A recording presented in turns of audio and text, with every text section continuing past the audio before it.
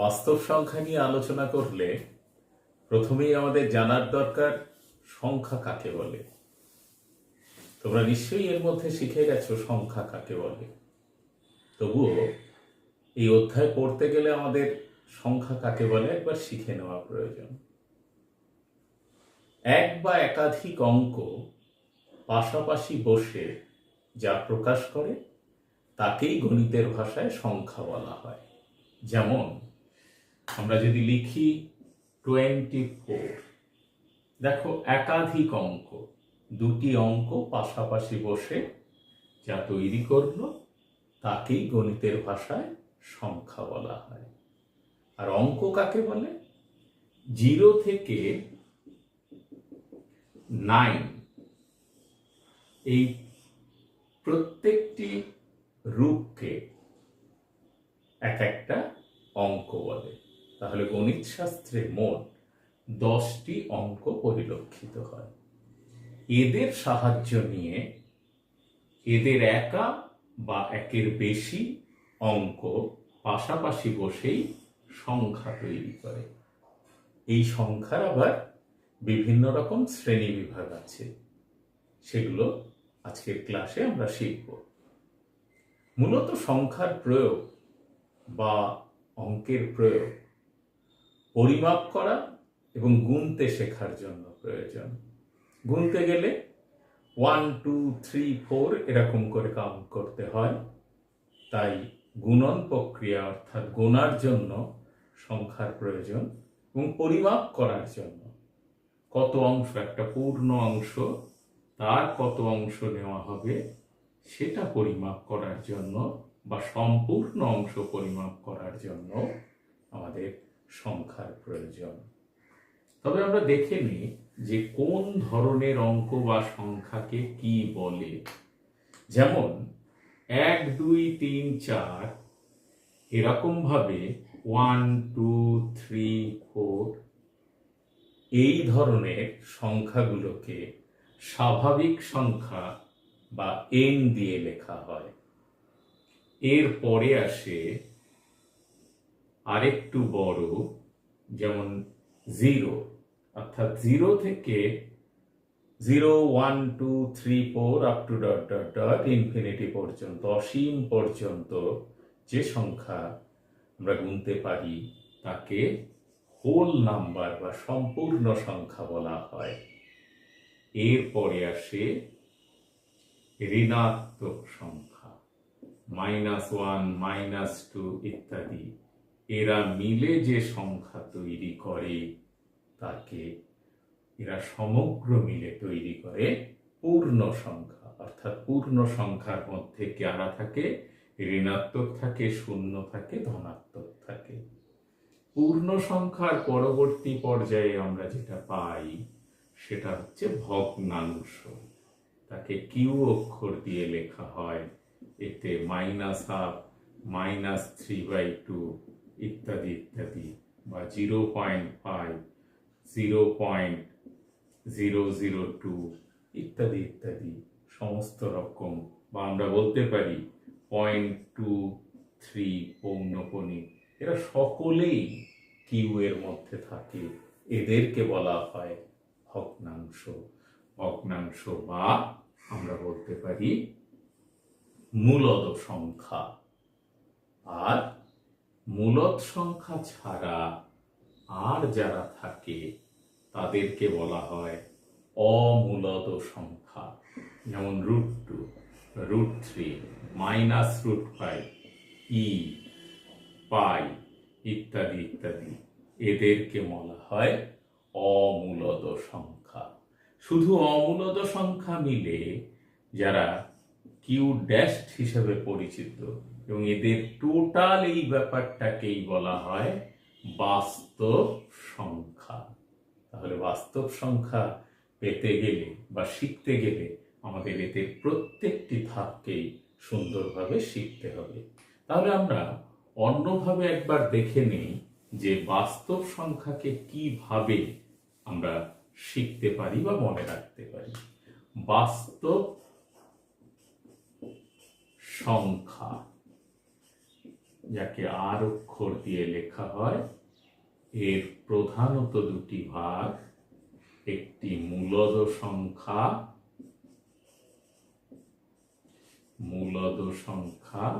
আর একটি অমূলদ সংখ্যা। মূলদ সংখ্যাকে কিউ দিয়ে লেখা হয়, অমূলদ সংখ্যা কিউ ড্যাশ দিয়ে লেখা হয়। মূলদ সংখ্যার আবার কটা ভাগ? মূলদ সংখ্যা থেকে আমরা কি পেলাম? মূলদ সংখ্যা থেকে পেলাম পূর্ণ সংখ্যা এবং ভগ্নাংশ। পূর্ণ সংখ্যাকে আবার আমরা দুটো ভাগে ভাগ করতে পারি, যাকে জেড দিয়ে লেখা হয়, এবং এর তিনটি প্রথমত দুটো ভাগে ভাগ করে নিতে পারি। একটি জেড মাইনাস ঋণাত্মক পূর্ণ সংখ্যা এবং ধনাত্মক বা সম্পূর্ণ সংখ্যা। সম্পূর্ণ সংখ্যা, এই সম্পূর্ণ সংখ্যাকে ডাব্লিউ অক্ষর দিয়ে লেখা হয়। সম্পূর্ণ সংখ্যার আবার দুটি ভাগ, একটি 0 এবং একটি স্বাভাবিক সংখ্যা n, 1 2 3 4 up to this। আর ঋণাত্মক পূর্ণ সংখ্যা শিখলে তাহলে বাস্তব সংখ্যা থেকে এমনি ভাবে শ্রেণী বিভাগ করা যায়।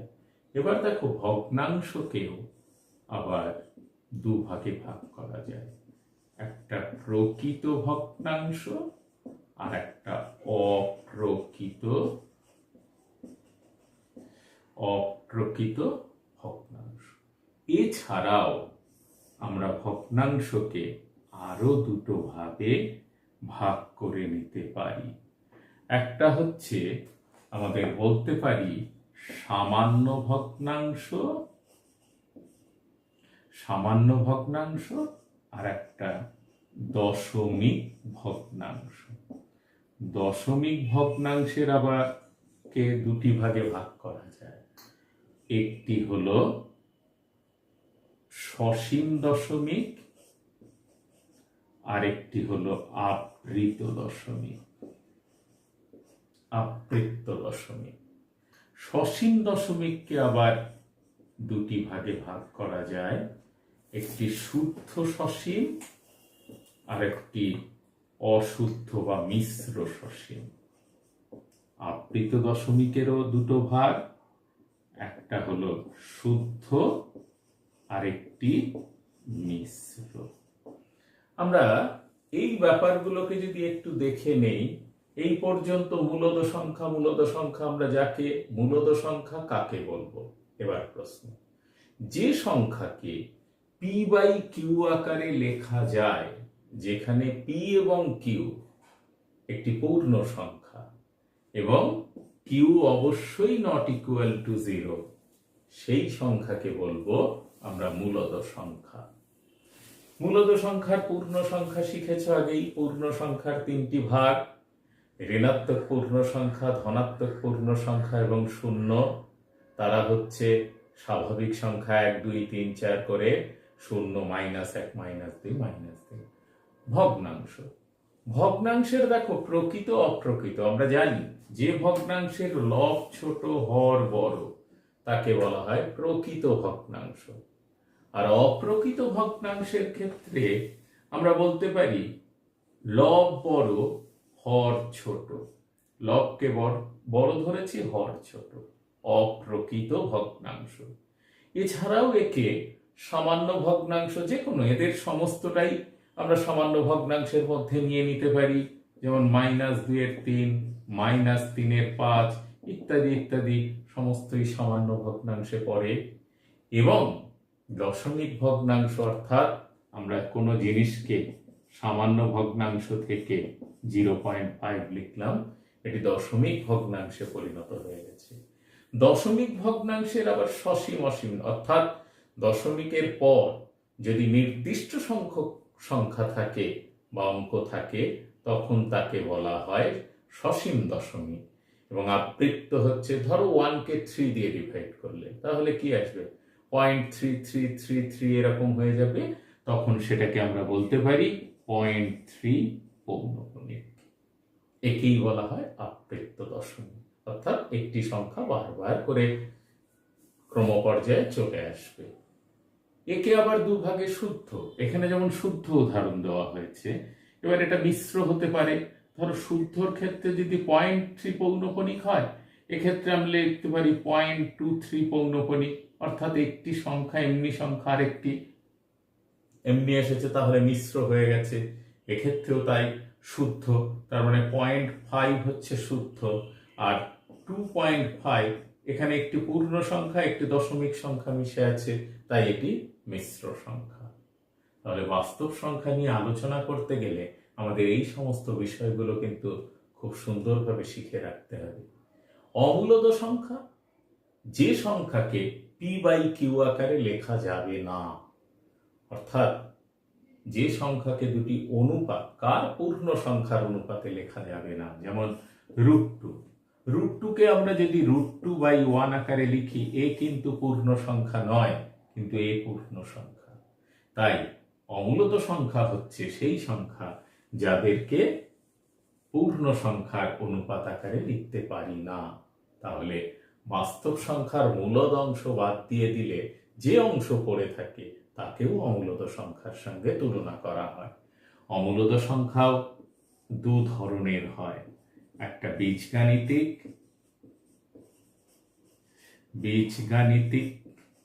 আর একটা হচ্ছে তুরীয়। বীজগাণিতিক মানে, ধরো যে সংখ্যাকে x² = 2, যে অমূলদ সংখ্যাকে বীজগাণিতিক সমীকরণ সমাধান করে পাওয়া যায় x ± √2, এরা একটা অমূলদ সংখ্যা যাকে একটা বীজগাণিতিক সমীকরণ থেকে সমাধান করে পেয়েছি, তাই তাকে বলা হবে বীজগাণিতিক অমূলদ সংখ্যা। আর এমন কিছু অমূলদ সংখ্যা আছে যারা ই এবং পাই, তোমরা পাই সম্বন্ধে পরিমিতি করার সময় তোমাদের পরিচয় ঘটেছে বা ঘটে থাকবে। সেক্ষেত্রে পাইয়ের মান আমরা 22/7 ধরে নেই, 22/7 আকারে ধরে নেওয়া হয়, কিন্তু প্রকৃতপক্ষে পাইয়ের মান 22/7 নয়, 3.14 ... এরকম ভাবে চলতে থাকে। তাই ওই সংখ্যা পাই এবং ই এর মান 2 এর বড় এবং 3 এর ছোট, এই দুটি সংখ্যা কিন্তু কোনো বীজগাণিতিক সমীকরণকে সমাধান করে পাওয়া যায় না, কিন্তু তারা অমূলদ সংখ্যা, তাই এই সংখ্যাগুলোকে তুরীয় সংখ্যা বা ট্রান্সেন্ডেন্টাল নাম্বার বলা হয়। তাছাড়াও অমূলদ সংখ্যাকেও দশমিকে প্রকাশ করা যায়। অমূলদ সংখ্যার দশমিক প্রকাশ হলো অসীম এবং অনাবৃত্ত, কখনোই আবৃত দশমিক হবে না, অসীম এবং অনাবৃত্ত দশমিক। অর্থাৎ কোনো অমূলদ সংখ্যাকে দশমিকে প্রকাশ করলে আমরা পাবো অসীম এবং অনাবৃত্ত। অর্থাৎ 1.1 একটি সসীম দশমিক, কিন্তু 1.12 112 1112 ... এ কোনো নিয়ম মেনে চলছে না যে একটির পরেই 2 পড়বে, কি সংখ্যাটি কখন রিপিটেশন আসবে বা পুনরাবৃত্তি ঘটবে এটা বুঝতে পারা যায় না। অমূলদ সংখ্যার এই একটা দশমিকে প্রকাশ করলে এটা একটা বৈশিষ্ট্য। তাহলে আমরা বাস্তব সংখ্যার কোন কোন বিষয় সুন্দরভাবে মনে রাখা প্রয়োজন সেটা কিন্তু আমরা এই ছক বা ডায়াগ্রামের সাহায্যে শিখে নিতে পারলাম। এরপর আমরা কিছু এক্সারসাইজের প্রবলেম করব। তোমাদের কোষে দেখি এক্সারসাইজ অনুশীলনী কোষে দেখি 1.1 এ দেওয়া আছে, আমরা কিছু অঙ্ক করব। দেওয়া আছে কোষে দেখি 1.1 এ তোমাদের দেওয়া আছে যে 4 সংখ্যাটিকে আমরা কি সংখ্যা বলতে পারি। দেখো 4 সংখ্যাটিকে আমরা 4/1 আকারে লিখতে পারি, অর্থাৎ দুটি পূর্ণ সংখ্যার অনুপাত যেখানে কিউ নট ইকুয়াল টু 0 আকারে লেখা যায়, তাই এটি একটি মূলদ সংখ্যা। তেমনি ভাবে আমাদের বলা হলো যে 1/5 অর্থাৎ 7, কোষে দেখি 1.18 হলো 1.5 ও 1/4। 1/5 ও 1/4 এর মধ্যবর্তী তোমাদের কটি সংখ্যা লিখতে বলা হয়েছে? 3টি মূলদ সংখ্যা স্থাপন করতে হবে। দেখো 1/5 এর মাঝে একটি সংখ্যা লিখতে বলা হলো কিভাবে? 1/5 প্লাস 2d, 1/5 প্লাস 3d। দেখো একটা, দুটো, তিনটে সংখ্যা লেখা হয়ে গেছে আর 1/4। তাহলে আমরা লিখে ফেলতে পারলাম একটি, দুটি, তিনটি। তাহলে এইভাবে যদি যাওয়া যেত তাহলে 1/5 প্লাস 4d সেই সংখ্যাটি কিসে পরিণত হতো? 1/4 or 4d equal to 1/4 minus 1/5 equal to 1/20। তাহলে আমরা লিখতে পারি d equal to 1/80। আমরা সেই হিসেবে সংখ্যাগুলোকে লিখে রাখি। 1/5 কত আসলো? 1/40, ক্যালকুলেশন করেছি 1/4, 5 minus 4/20, 1/80। তাহলে 1/5 plus 1/80, 1/5 plus 2/80, 1/5 plus 3/80, আর এক্ষেত্রে কি পেলাম? 1/4। লক্ষ্য করো 80 যদি মেলাতে হয়, দেখো 1/5 এক্ষেত্রে কত হলো? 80। 80 পাঁচ দিয়ে 16 প্লাস 1, তাহলে 16 প্লাস 2/80, 16 প্লাস 3/80 আর 20/80। আর এটাকে 80 পরিণত করতে গেলে 16/80। দেখো লক্ষ্য করে আমরা কি পেলাম? 16/80, 17/80, 18/80, 19/80, 20/80। আমরা তিনটে সংখ্যা, যে তিনটে সংখ্যা আমাদের প্রয়োজন ছিল, আমরা কিন্তু অবহেলে সেটা বার করতে পারলাম। তাহলে আমাদের একটি নিয়ম শিখতে হলো কি? মাঝে যে কটি সংখ্যা বলে তার সঙ্গে প্রথম সংখ্যার সঙ্গে ডি ডি করে বাড়িয়ে যেতে হয়। এই নিয়মটা ফলো করে তোমরা এক্সারসাইজে পরবর্তী অঙ্কগুলো সমাধান করবে। এরপর আমরা আরেকটি অঙ্ক কষে দেখি। দুটি মূলদ সংখ্যার যোগফল বা বিয়োগফল কি একটি মূলদ সংখ্যা হবেই? বা দুটি অমূলদ সংখ্যার যোগফল বা বিয়োগফল একটি অমূলদ সংখ্যা হবেই কি? ধরো দুটি মূলদ সংখ্যা 5/6 প্লাস 1, মূলদ সংখ্যা, অবশ্যই তাদের যোগফল একটি মূলদ সংখ্যাই হলো। আবার যদি 2 minus 3/2 নেই, দুটি মূলদ সংখ্যার বিয়োগফল অবশ্যই একটি মূলদ সংখ্যা। কিন্তু দুটি অমূলদ সংখ্যা 2 plus √2 একটি অমূলদ সংখ্যা, প্লাস 3 minus √2 একটি অমূলদ সংখ্যা। এদের যোগফল দেখো 5 হয়েছে। 5 সংখ্যাটি কিন্তু মূলদ সংখ্যা, অমূলদ সংখ্যা নয়। তাই এটা জোর দিয়ে বলা যায় না যে দুটি মূলদ সংখ্যার যোগফল সব সময়ই দুটো অমূলদ সংখ্যার যোগফল সবসময় একটি অমূলদ সংখ্যা হবে, এটি কিন্তু জোর দিয়ে বলা যায় না। সেটা অমূলদ হতে পারে, মূলদ হতে পারে। এই ব্যাপারগুলো তোমরা ঠিকভাবে মনে রাখবে। আমরা এরপরে সংখ্যা রেখায় কি করে কোনো অমূলদ সংখ্যাকে স্থাপন করা যায় তার একটি উদাহরণ দেখে নেব। ধরো সংখ্যা রেখায় √2 স্থাপন করতে হবে, তাহলে আমরা √2 মানে আমরা বলতে পারি 1² + 1²। তাহলে 0 একটি সমকোণী ত্রিভুজ অঙ্কন করব যার ভূমির দৈর্ঘ্য 1 একক এবং এক্ষেত্রে একটি লম্ব অঙ্কন করব, লম্ব থেকে আরো 1 একক কেটে নেব, নিয়ে এই দৈর্ঘ্য যুক্ত করে দেব, এই দুটো বিন্দু একটি রেখাংশ দ্বারা যুক্ত করব। তবে এটা 1 একক, এটি 1 একক, তাহলে সমকোণী ত্রিভুজের সূত্র অনুসারে, পিথাগোরাসের সূত্র অনুসারে আমরা পাই যে অতিভুজের দৈর্ঘ্য সমান √ভূমি স্কয়ার যোগ লম্ব স্কয়ার সমান √2।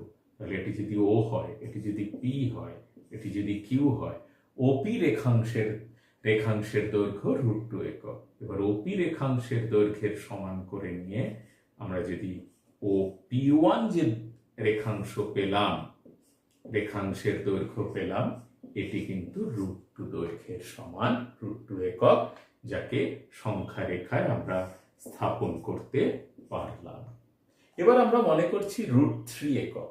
দেখো এই পি অংশে যদি একটি আবার সমকোণ অঙ্কন করে এখান থেকে Q1 একক কেটে নেই, তবে ও Q1 এই দূরত্ব ও Q1 দূরত্বটি সমান হবে এদিকে √2 একক ভূমি বরাবর আর দৈর্ঘ্য উচ্চতা বরাবর 1 একক সমান কত? 2 যোগ 1 সমান √3 একক। তাহলে ও Q1 এর দৈর্ঘ্যের সমান করে সংখ্যা রেখাতে আমরা ও P2 অংশ কেটে নেব, তাহলে ও P2 সংখ্যা রেখায় √3 একক প্রতিষ্ঠিত হবে।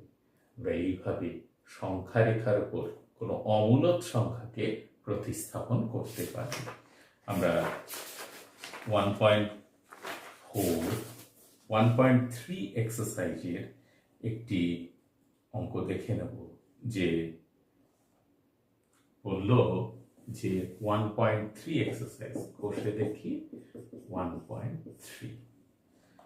দেখো, যখন কোনো ভগ্নাংশকে দশমিক ভগ্নাংশে পরিণত করা হয়, তখন যদি ধরো 2/, বা 3/5 আছে, একে দশমিকে পরিণত করলে এটা সসীম দশমিক কি অসীম দশমিক?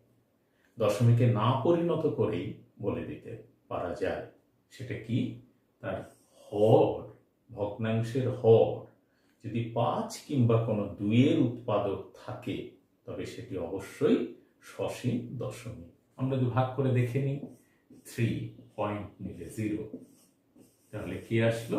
সসীম দশমিক। বা এমন হতে পারে 7/2 × 4, দেখো 8, 7/8 যদি লিখি তাহলে কি হয়েছে? 2 এর উৎপাদক আছে, তাহলে এটি অবশ্যই একটি সসীম দশমিক হবে। 7, 7, 56, 4, 0, 5, 8, 40। তাহলে আমরা সসীম দশমিক বিস্তার পেতে পারি। কি করে? যে ভগ্নাংশের হরে 2 কিংবা 5 এর কোনো উৎপাদক থাকলে, তাহলে সেই ভগ্নাংশকে দশমিক ভগ্নাংশে পরিণত করলে অবশ্যই সেটি একটি সসীম দশমিকে পরিণত হয়। কিন্তু 2 কিংবা 5 ছাড়া অন্য যে কোনো যদি ভগ্নাংশে উৎপাদক পাই 2 কিংবা 5 ছাড়া, তাহলে কিন্তু সেটি অসীম দশমিকে পরিণত হবে।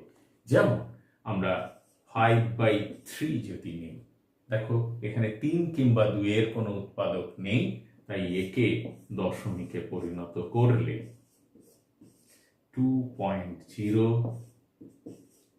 দেখো অসীম দশমিকে পরিণত হয়।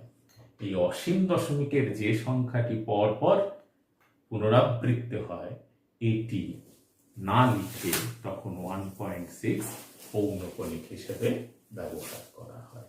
আমরা সমস্ত অঙ্ক এক কোষে দেখি 1-এর 1.1 থেকে 1.4 পর্যন্ত 1.3 পর্যন্ত সমস্ত অঙ্কগুলো নিজেরা নিজেরা সমাধান করে ফেলবে।